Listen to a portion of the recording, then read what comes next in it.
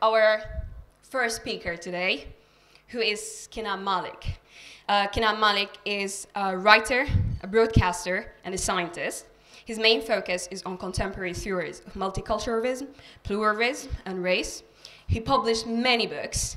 Among them are The Meaning of Race, Beast and the Zombie, Strange Fruit, and one of the books that you'll be winning if you want the Ruffles today. His last book, Fatwa to Jihad, was shortlisted for the 2010 George Orwell Book Prize, and his essay on rethinking the idea of Christian Europe won the 2011 Three-Quark Daily Politics and Social Science Prize. Please welcome Kenan Malik.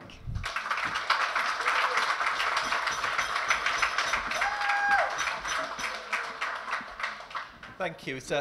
It's a real honour to have been invited to speak to this anniversary meeting. It's a real pleasure to be able to take up the invitation and to be here. And really, what I want to do is pick up where I left off, which is on this question about what is acceptable, what we can say, what we can't say. I mean, everybody in this room has taken a position with respect to religion.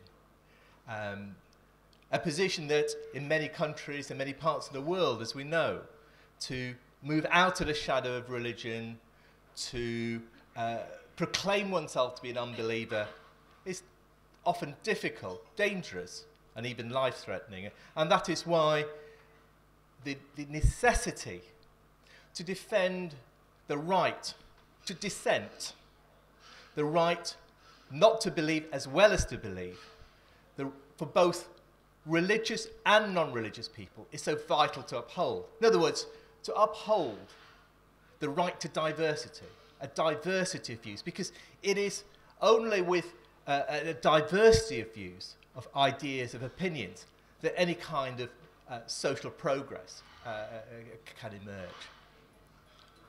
But diversity is actually a very strange beast, because in many ways it means today the opposite of that, of what it used to believe, what it used to mean. Diversity used to mean the creation of a space for a variety, a multitude of views, and the expansion, the opening up of debate. Today, it's come to mean almost the opposite. Diversity is about closing down space. Diversity has come to mean the closing down of debate and disagreement. You can't say that because we live in a diverse society and you might offend someone. You can't say that because we live in a plural society and it's blasphemous and it might hurt someone. So that's really what I want to explore a bit more, this quest of diversity, of what it is, of what it should be, and how we should respond to it. Now, much of the debate about diversity these days is really about multiculturalism. The two have become almost synonymous, and that, in a sense, is a problem. Because I want to suggest that diversity and multiculturalism have got very different, distinct meanings. And in conflating those two meanings, we've got ourselves into real problems. Or to put it another way, it seems to me that multiculturalism has got two meanings that have become conflated. The first is the idea of the lived experience of diversity. The second is a set of political policies to manage that diversity. And those two notions have become conflated to the great detriment of the idea of diversity. The idea of the lived experience of diversity, the creation of a broader, more vibrant, more open, more energetic society is all for the good. It's about open borders, open minds. But multiculturalism, as we've come to know it over the past 20, 30 years, a set of political policies, means something very different. It's come to mean the putting of people into particular ethnic or cultural or faith boxes, of defining public policy around the boxes into which people have been put, of allocating resources, and of allocating political power, not according to need, but according to the boxes into which people find themselves. And this conflation of the idea of lived experience, diversity as lived experience, and of multiculturalism as a set of political policies, has been really problematic. On the one hand, it has allowed many on the right, and not just on the right, to blame immigrants, immigration, minorities for social problems in this country, to scapegoat minorities for the nation's social problems. And on the other hand, it has allowed many on the left, many liberals, to abandon classical notions of liberalism, of progressive thought, such as an attachment to free speech, in the name of diversity. So in the name of diversity, you can't say this, you can't do that, because it is undermining respect, tolerance, and so on. And that's really, I think, what we need to explore a bit more, because that conflation, the conflation of diversity and multiculturalism has gone, in many ways, almost unnoticed. What multiculturalism has done is that it has transformed, redefined what we mean by equality and racism. Racism has come to mean not the denial of equal treatment, but the denial of the right to differential treatment.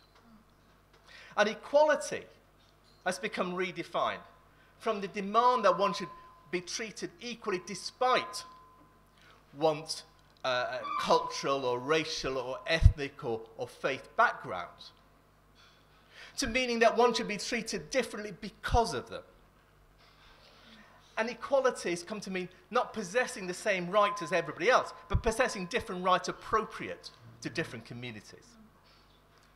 Except if you belong to one of those different communities. Because one of the ironies of multiculturalism is that the starting point of multicultural policies is always the acceptance of Britain as a diverse nation. But somehow, that diversity magically stops at the edges of minority communities.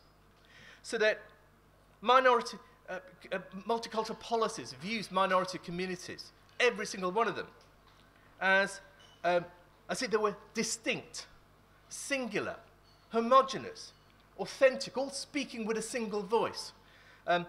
All composed of people speaking with a single voice, all composed of people who are driven by that single sense of culture or faith, and ignoring conflicts in those communities and taking the most conservative, most reactionary voices within those communities as the authentic voices of those communities, precisely because they are conservative or reactionary, and in the kind of modern liberal view, being conservative or reactionary is somehow authentic, and authentic of those communities. And the irony is that as a political process, multiculturalism has undermined all that is good about diversity as lived experience. Because, why do we value diversity? When we say the world is diverse, what we mean to say is that it's a messy place. It's full of clashes and conflicts. And that's all for the good, because it's out of those clashes and conflicts that you get social engagement. Without clashes and conflicts, you would not get social engagement. If we all thought, believed, felt the same, there would be no social engagement. It is out of those clashes and conflicts that we get social engagement, that we get the possibility, the ability to create a more common language, a common language of citizenship, by having those debates, those disagreements with each other. And so diversity is important, not in and of itself, but because it allows us to expand our horizons, to compare and contrast different values and lifestyles and beliefs, to make judgments upon those different values and lifestyles and beliefs, to pick out, which is better, which is worse, and through that, to create a language by which we can all engage and think about a better, a more progressive society. But the very thing that's valuable about diversity, the cultural and ideological clashes that it brings about, is precisely what many people fear now. And that fear takes two forms.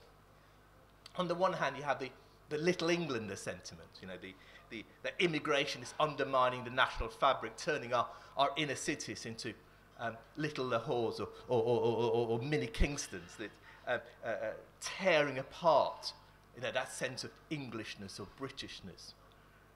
And on the other hand, you have the multicultural argument. Diversity may be good, but it has to be policed in order to minimise the frictions and conflict that it brings about. And respect and tolerance have become the means of policing a diverse society. So it's become accepted wisdom, received wisdom now, that in a plural society, free speech must necessarily be less free. It's okay to say, if you live in a homogenous society, then you can have free speech as you want. But in a plural society, where there are people with a variety of different views and beliefs and lifestyles, which are often conflicting, then you must have less free speech. Tariq Madood, the sociologist, puts it like this. He says, if people are to occupy the same political space without conflict, they mutually have to limit the extent to which they subject each other's fundamental beliefs to criticism. In fact, the opposite is the case. It is precisely because we do live in a plural society that we need the fullest extension of free speech. Were we to live in this mythical homogenous society, then the giving of offence could only be gratuitous, simply because we would all be thinking the same. We'd all be having the same values and feelings and ideas, and therefore to give offence would merely be gratuitous. But in the real world that is plural, then it is both inevitable and important that we offend each other. Inevitable because the very definition of pluralism is that we disagree, that it is a society with differences of views and ideas and lifestyles and beliefs that are going to clash. And it is far better to have those clashes out in the open and to use those clashes to engage with each other than to suppress them in the name of tolerance or respect.